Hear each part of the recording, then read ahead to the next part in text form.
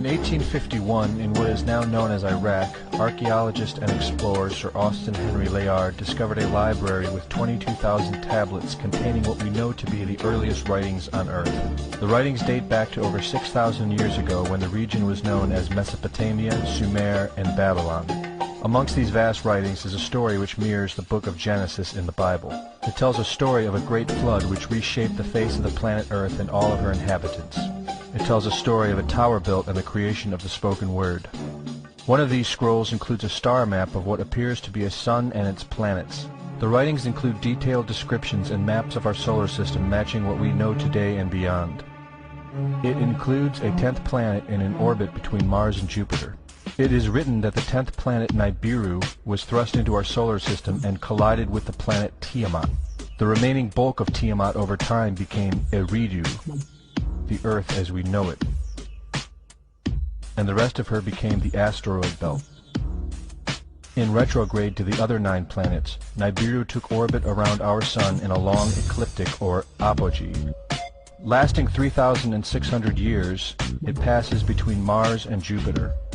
In recent years, based on the patterns of our known solar system, astronomers have been looking for a planet with this same orbit. In search of this planet, they discovered the planet Pluto. The search continues.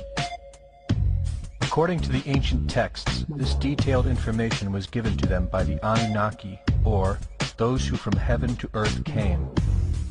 They described the Anunnaki as a reptilian race of gods which came to the earth in fiery ships from their home planet of Nibiru, the 10th planet.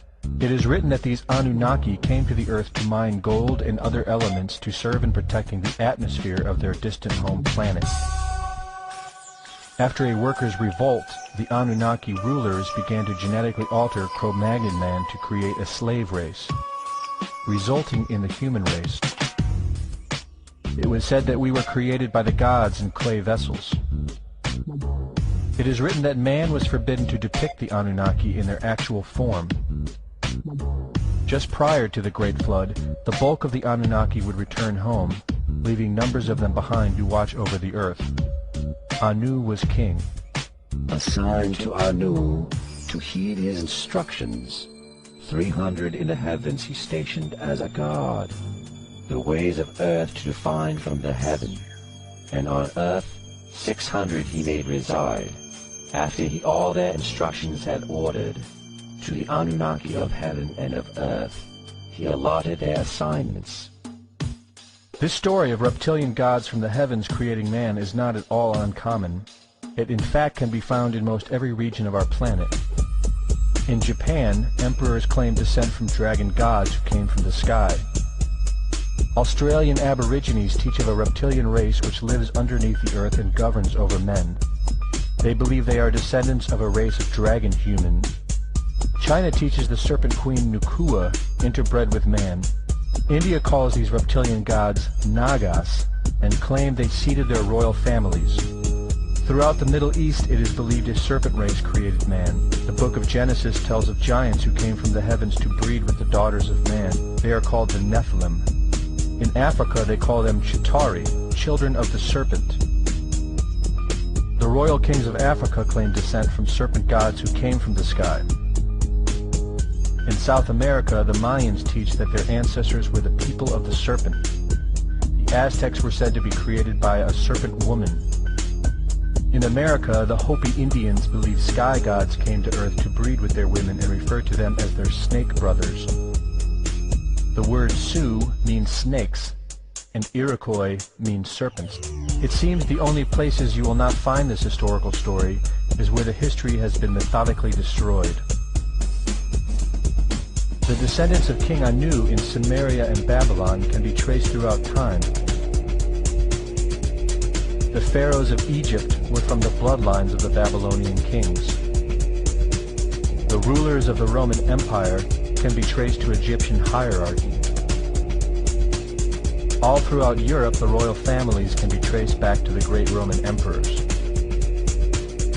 34 of the presidents of the United States are directly descended from European royalty, with the remaining 8 who are only closely related to these same bloodlines. In 1934, President Franklin Roosevelt placed the Great Seal, originally created in 1782 by the Freemasons, on the dollar bill. Represented in the Great Seal is a pyramid and the all-seeing eye, known to be used by the elusive society of the Illuminati. Strung together in conspiratorial confusion are secret societies such as the Illuminati, the Freemasons, and the Bohemian Club. In 1917, National Geographic did a story on a place in Montreal, California called Bohemian Grove.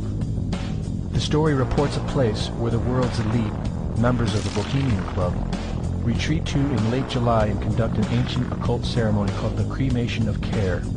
Every year in July, the world's leaders, media moguls, and members of the World Bank spend 2 weeks of what is known as a men-only retreat at the Grove. In the year 2000, BBC television show World of Wonder infiltrated Bohemian Grove with hidden cameras and aired the video on the BBC. The video shows the large mass of men donning red and black robes and once again conducting the Cremation of Care ceremony. The altar is at the base of a 200-foot owl, the Babylonian symbol of the god Moloch, the god of human sacrifice. In the video, a body is delivered upriver to the altar where it is set on fire. Upon being aired, members of the Bohemian Club reported that the ceremony is a put-on, merely done for entertainment and fun. This history tells a story of our world leaders having a deep involvement in satanic tradition, worshipping our reptilian overlords, the serpent gods. It poses the possibility that we may be and have always been enslaved by our leaders, no different than sheep or cattle. There is an endless amount of information out there which supports this, but don't take my word for it.